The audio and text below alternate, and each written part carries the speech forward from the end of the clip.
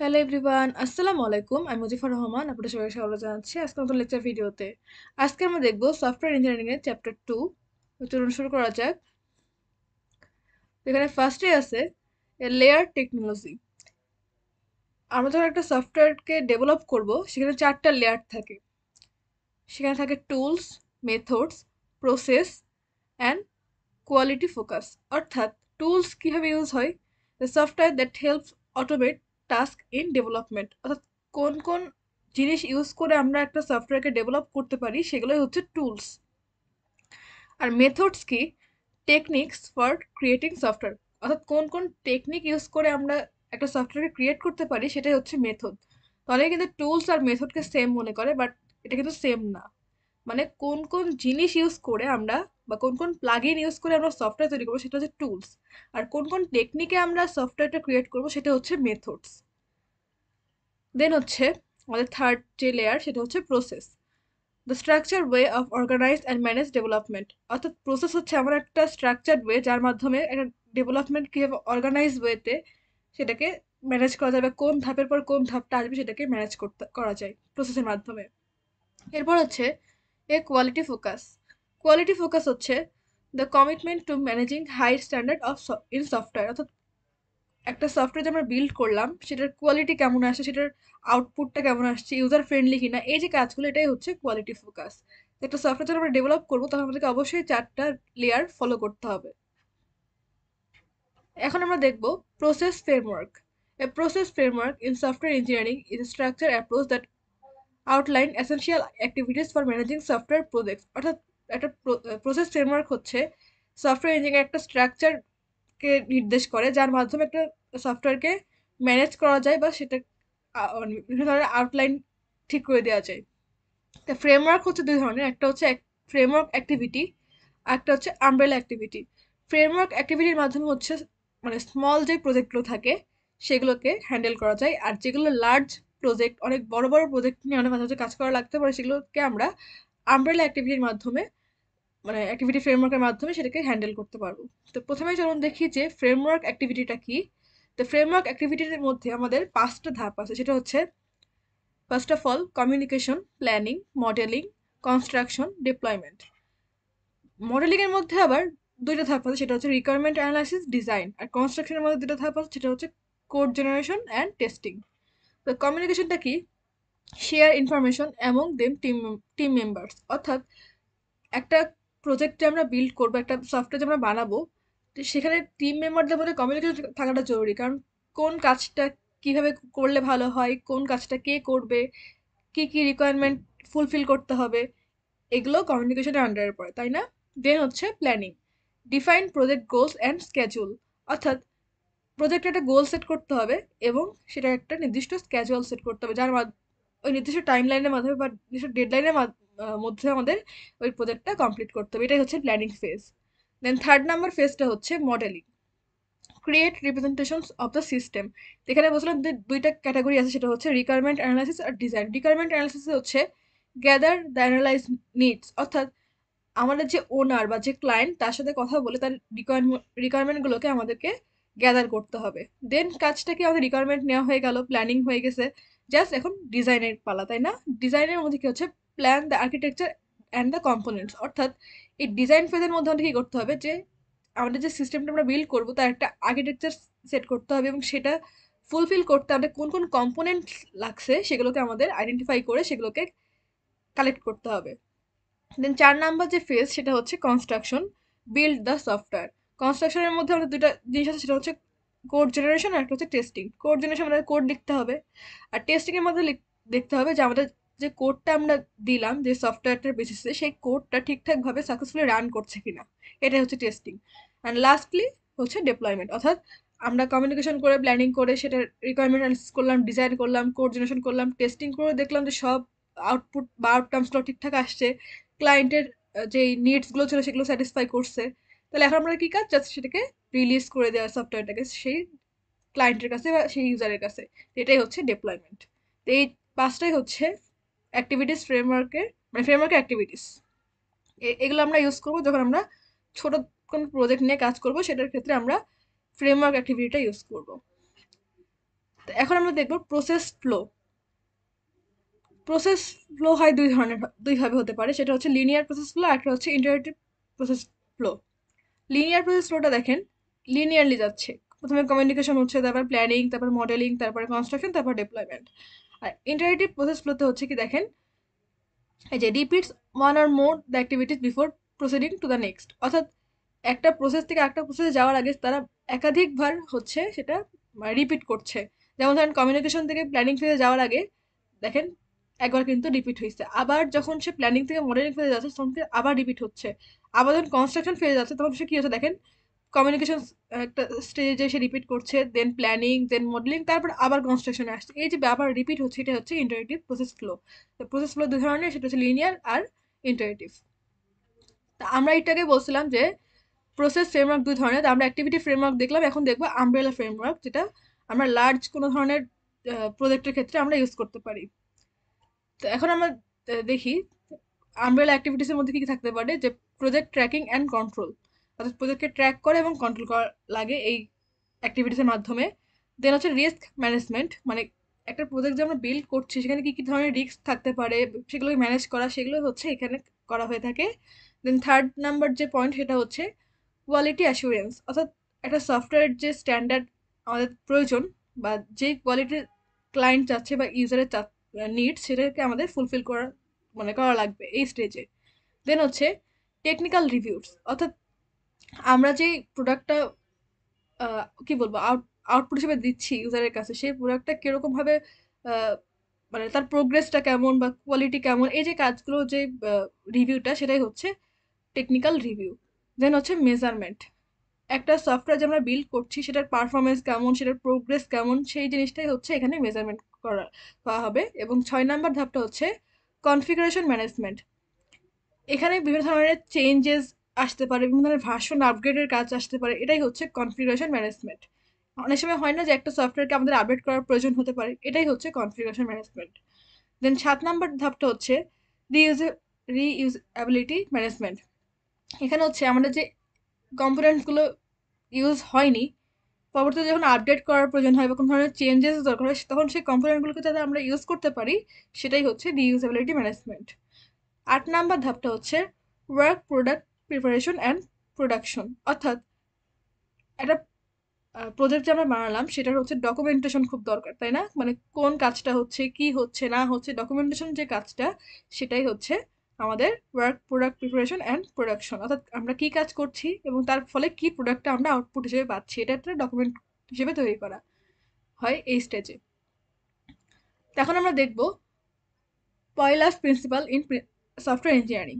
তার প্রিন্সিপালে দেখেন 4টা ধাপ আছে, সেটা হচ্ছে understand the problem, use communication and analysis to clarify needs, অর্থাৎ আমরা কমিউনিকেশনের মাধ্যমে একটা প্রবলেমকে খুব ইজিলি আন্ডারস্ট্যান্ড করতে পারি, তাই না? এবং সেটাকে অ্যানালাইজ করার মাধ্যমে সেটা কীভাবে মানে ওভারকাম করা যায় সেটা আমরা বুঝতে পারি। এটাই হচ্ছে পয়লাস প্রিন্সিপালের ফার্স্ট যেই প্রিন্সিপাল সেটা।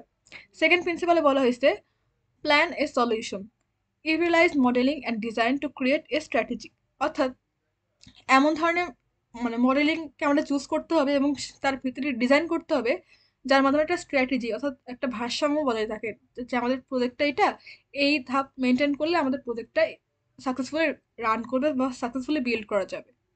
দেন 3rd নাম্বার পয়েন্ট হচ্ছে carry out the plan, implement the solution through code generation, অর্থাৎ আমরা যে মডেলিং করলাম, যে ডিজাইন করলাম, যে রিকোয়ারমেন্ট অ্যানালিসিস করলাম, তার বেসিসে আমরা যখন একটা কোডকে জেনারেট কোডকে ইমপ্লিমেন্ট করব, সেটা যাতে ওই সফটওয়্যার বা ওই প্রজেক্টের জন্য অ্যাপ্রোপ্রিয়েট হয়, সেটাকে আমাদের মেনটেন করতে হবে। দেন 4 নাম্বার যেই প্রিন্সিপাল সেটা হচ্ছে examine the result for accuracy, conduct testing and quality assurance to verify outcomes, অর্থাৎ আমরা যেই কোড জেনারেট করলাম তার ফলে টেস্ট করে দেখতে হবে যে আমাদের যেই গোল ছিল একটা প্রজেক্টের বা যেই প্ল্যানিং ছিল সেই প্ল্যানিংটা সাকসেসফুল হচ্ছে কিনা বা সেই গোলটা অ্যাচিভ হচ্ছে কিনা সেটা দেখতে হবে। দেন আমরা যেটা গোলটা অ্যাচিভ হয়ে যায় তারপরে কি দেখতে হবে, কোয়ালিটি অ্যাসুরেন্সটা চেক করতে হবে যে আমাদের কোয়ালিটি কেমন আসছে, কতটুকু টাইম নিচ্ছে বা ডিলে হচ্ছে কিনা বা আউটপুটটা কত স্মুথলি আসছে, এই জিনিসটা আমাদেরকে ভেরিফাই করতে হবে। তো এটাই ছিল পয়লাস প্রিন্সিপাল। এখন আমরা দেখব হুকাস জেনারেল প্রিন্সিপাল। হুকার্সও 7টা প্রিন্সিপাল দিছে। সেটা ফার্স্টে হচ্ছে the reason it all exist, অর্থাৎ understand the purpose of the software, অর্থাৎ কোন পারপাসে হচ্ছে আমরা সফটওয়্যারটা বিল্ড করছি সেটাকে আমাদের জানতে হবে। দেন সেকেন্ড যে পয়েন্টটা সেটা হচ্ছে কিপ ইট সিম্পল স্টুপিড। এখানে বলা হয়েছে aim of the simplicity in the design and implementation, অর্থাৎ আমরা যে প্রজেক্টটা বানাবো সেটা সম্পর্কে আমরা প্রথমে একটা মানে নলেজ গেইন করব, যে কি ধরনের সফটওয়্যার এটা, কেন বানাচ্ছি, এর পারপাসটা কি, রিজনটা কি। জানার পরে আমাদেরকে যতটা সম্ভব সিম্পল ডিজাইন এবং সিম্পল ইমপ্লিমেন্টেশনে সেই কোডটাকে সেই প্রজেক্টটাকে বিল্ড করার চেষ্টা করতে হবে। দেন থার্ড নাম্বার যে প্রিন্সিপাল সেটা হচ্ছে মেনটেন দ্য ভিশন, অর্থাৎ stay align with the overall project goals, অর্থাৎ আমাদের একটা নির্দিষ্ট গোল থাকবে এবং সেখানেকে আমাদেরকে মেন ফোকাস রাখতে হবে, যে আমাদেরকে নির্দিষ্ট টাইম পর বা নির্দিষ্ট ডেডলাইন পর আমাদেরকে এই গোলটা অ্যাচিভ করতে হবে। দেন 4 নাম্বার যে প্রিন্সিপাল সেটা হচ্ছে what you produce other will consume, create user friendly outputs for the other to use, অর্থাৎ আমরা যেটা তৈরি করছি সেটা ইউজার ফ্রেন্ডলি কিনা বা একজন ইউজার সেটা ইউজ করে কতটা হচ্ছে স্বাচ্ছন্দ্য বোধ করছে সেটাকে আমাদেরকে মাথায় রাখতে হবে। 5 নাম্বারটা হচ্ছে 5 নাম্বার প্রিন্সিপালটা be open to the future, অর্থাৎ design with flexibility for future changes, অর্থাৎ এমনভাবে ডিজাইন করতে হবে যাতে চাইলে পরবর্তীতে সেটাকে চেঞ্জ করা যায়, আপডেট করা যায়, বিভিন্ন ধরনের ফিচার্স অ্যাড করা যায়। এই জিনিসটা খেয়াল রাখতে হবে। 6 নাম্বার যে প্রিন্সিপাল সেটা হচ্ছে প্ল্যান এহেড ফর রিইউজ, অর্থাৎ develop component that can be reuse letter, অর্থাৎ আমরা এটাকে যেটা বলছিলাম যে পয়লা এর ক্ষেত্রে যে কোনো ধরনের কম্পোনেন্টস যদি আমাদের বেঁচে থাকে বা কোনো ধরনের কম্পোনেন্ট যদি আমাদের কাছে থাকে সেটা যাতে পরবর্তীতে রিইউজ করা যায় সেটাকে আমাদের মাথায় রাখতে হবে। দেন 7 নাম্বার যে প্রিন্সিপাল সেটা হচ্ছে think, apply critical thinking to all aspects of the work, অর্থাৎ বিভিন্ন ধরনের থিঙ্কিং থেকে আমাদের একটা সিস্টেমকে একটা পর্যায়ে নিয়ে যেতে হবে। খুব ইজি থিঙ্ক করা যায়, একটু ক্রিটিক্যাল ওয়েতে থিঙ্ক করা লাগতে পারে, কারণ আমাদের কাছে এটা একটা সফটওয়্যার ঠিকঠাকভাবে রান করছে বাট অন্য কারোর ডিভাইসে সেটা রান করতে না পারে, বা সে বিভিন্ন ধরনের প্রবলেম ফেস করতে পারে, তার সলিউশন কি হতে পারে, এই জিনিসগুলো থিঙ্ক করতে মানে ক্রিটিক্যাল থিঙ্কিং যে বিষয়টা সেটাকেও মাথায় রাখতে হবে। তো এগুলো ছিল হুকার্স জেনারেল প্রিন্সিপাল। এখন আমরা দেখব software development myths. Software development myths হচ্ছে মেনলি 3টা। ফার্স্ট অফ অল হচ্ছে ম্যানেজমেন্ট মিথস, সেকেন্ড হচ্ছে কাস্টমার মিথ, আর থার্ড হচ্ছে প্র্যাকটিশনার মিথ। অর্থাৎ ম্যানেজমেন্ট মিথের মধ্যে দেখেন adding more programmers will speed up the late project, অর্থাৎ আমরা কি করি যে কোনো ধরনের প্রজেক্ট যদি স্লো থাকে বা একটু লেট হয়ে গেছে সেটার ডেডলাইন অনুযায়ী একটু তাড়াহুড়া আসছে, সেই সময় কি করি আমরা বিভিন্ন ধরনের প্রোগ্রামারকে সেখানে অ্যাড করি না, যে একাধিক প্রোগ্রামার একসঙ্গে কাজ করলে ওই প্রজেক্টটা ওই অন টাইমে আমরা ডেলিভারি দিতে পারবো। বাট রিয়েলিটিতে কি হয় দেখেন, more people can slow progress due to training and coordination needs, অর্থাৎ একাধিক প্রোগ্রামের জন্য এক জায়গায় হয় তখন কি হয় তাদের তো নির্দিষ্ট ট্রেনিং দেওয়া লাগে, কে কোন কাজটা করবে, কে কি করবে না করবে, এবং তাদের মধ্যে অনেক সময় হয় কি যে একটা কি বলবো গ্যাঞ্জাম লেগে যায় যে কে কে কোন কাজটা করবে, কনফ্লিক্টের সৃষ্টি হয়। তো এটা একটা ঝামেলা। দেন সেকেন্ড যে মিথটা সেটা হচ্ছে a vague statement for objective is enough to start, অর্থাৎ যখন আমরা কোনো অস্পষ্ট স্টেটমেন্ট পাই একটা সফটওয়্যারের ক্ষেত্রে অবজেক্টিভ হিসেবে, তখন সেটাকে আমরা এনাফ মনে করে সে সফটওয়্যারটা বিল্ড করা শুরু করি। বাট দেখেন ডিরেক্টলি কি হয়, clear requirements are essential and come from continuous communication. But আমাদের বাস্তবতায় কি দেখা যায় যে আমরা যখন অস্পষ্ট কোনো একটা স্টেটমেন্টের ভিত্তিতে একটা প্রজেক্টের বিল্ড করা শুরু করি তখন আমাদের বিভিন্ন ধরনের চ্যালেঞ্জেস ফেস করা লাগতে পারে, বিভিন্ন ধরনের প্রবলেম আসতে পারে। বাট আমরা যদি ক্লিয়ার একটা রিকোয়ারমেন্ট পাই বা ক্লিয়ার একটা অবজেক্টিভ পাই যে এই প্রজেক্টটার এই কাজ এটা করতে হবে, তাহলে আমাদের কিন্তু সেটা করতে অনেক ইজি হয়। দেন থার্ড নাম্বার যেই মিথটা সেটা হচ্ছে প্র্যাকটিশনার মিথ। এখানে হচ্ছে our job is done once the program work, অর্থাৎ একটা প্রোগ্রাম বিল্ড করার পর সেটা রান করলে আমরা মনে করি যে আমাদের কাজটা কিন্তু হয়ে গেছে, বাট সেটা কিন্তু হয় না। সেই প্রজেক্টটার টোটাল 60 to 80% ওয়ার্ক ডান হয়, বাট আমরা মনে করি পুরোটাই কিন্তু হয়ে গেছে, এটা কিন্তু না। দেন আরেকটা মিস সেটা দেখেন যে software engineering leads the excessive document and slow us down, অর্থাৎ একাধিক ডকুমেন্টেশনের ফলে আমাদের কি অনেক সময় অনেক টাইম ওয়েস্ট হয়। বাট রিয়েলটিতে কি হয়, it focus on quality, reducing rework and speed up delivery. অর্থাৎ ডকুমেন্টেশনের ফলে একটু দেরি হয় ঠিকই, বাট সেখানে কি হয় আমাদের কোয়ালিটিটা মানে মেকশিওর করা যায় যে কোয়ালিটিটা ভালো আছে। দেন একই কাজ বারবার করা লাগছে না, কাজটা একদম প্রপার ওয়েতে করা যাচ্ছে এবং ডেলিভারিটাও স্মুথলি হচ্ছে। এই কাজগুলো কিন্তু এই মিথের মাধ্যমে ফিক্সড করা যায়। ডকুমেন্টেশন একদিক থেকে খারাপ হলেও আরেকদিক থেকে কিন্তু ভালো হচ্ছে। আচ্ছা, এখন আমরা দেখব সফটওয়্যার প্রসেস মডেল বা এসডিএলসি। সফটওয়্যার প্রসেস মডেল এসডিএলসির হচ্ছে আমাদের 7টা ধাপ আছে। 7টা ধাপের মধ্যে ফার্স্টে হচ্ছে planning and requirement analysis. Planning requirement অ্যানালাইসিসের মধ্যে কি কি করা হয় দেখেন। Identify stakeholder, objectives and challenges. Stakeholder মানে হচ্ছে অংশীদার, মানে একটা ব্যবসায় থাকে না অনেক ধরনের অংশীদার থাকে। যেমন ধরেন একই বিল্ডিং এর অনেকে অংশীদার থাকে, মানে একটা ফ্ল্যাট এক একজনের নামে থাকে, এটাই হচ্ছে স্টেক হোল্ডার। তো এখানে আমাদেরকে আইডেন্টিফাই করতে হবে স্টেক হোল্ডার কে কে, তার অবজেক্টিভ কি, তার চ্যালেঞ্জেস গুলো কি কি সেগুলো। দেন হচ্ছে defining define functional and non functional requirements. Functional মানে নির্দিষ্ট কোন রিকোয়ারমেন্টগুলো আমাদের দরকার, সেটা হচ্ছে ফাংশনাল রিকোয়ারমেন্ট। আর নন ফাংশনাল রিকোয়ারমেন্ট হচ্ছে যে কোন রিকোয়ারমেন্টগুলো আমাদের মানে মেন না বাট এটাকেও লাগবে। এটাই হচ্ছে ডিফারেন্স। ফাংশনাল মানে হচ্ছে মেন যেই জিনিসটা এটাকে লাগবেই, মানে মেন ফাংশন যেই ইয়েটা সেটা লাগবেই। নন ফাংশনাল হচ্ছে বাট সাইড ফাংশনাল টাইপের, বাট তারপরেও সেটাকে আমাদের প্রজেক্টের মধ্যে ইনক্লুড করা লাগবে।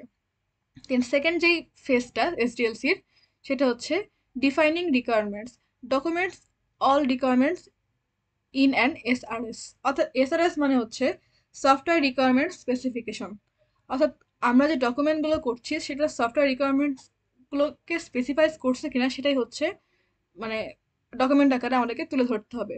দেন সেকেন্ড পয়েন্ট হচ্ছে get approval from stakeholders. অর্থাৎ আমরা যে ডকুমেন্টগুলো করলাম, যে রিকোয়ারমেন্টগুলো স্পেসিফাইজ করলাম, সেগুলো আমাদের স্টেক হোল্ডার থেকে বা যে অংশীদার এই সফটওয়্যারটার তাদের থেকে অ্যাপ্রুভাল নিতে হবে। দেন থার্ড নাম্বারটা হচ্ছে ডিজাইন। ডিজাইনের মধ্যে আছে কি দেখেন, create design approach in a DDS. DDS মানে হচ্ছে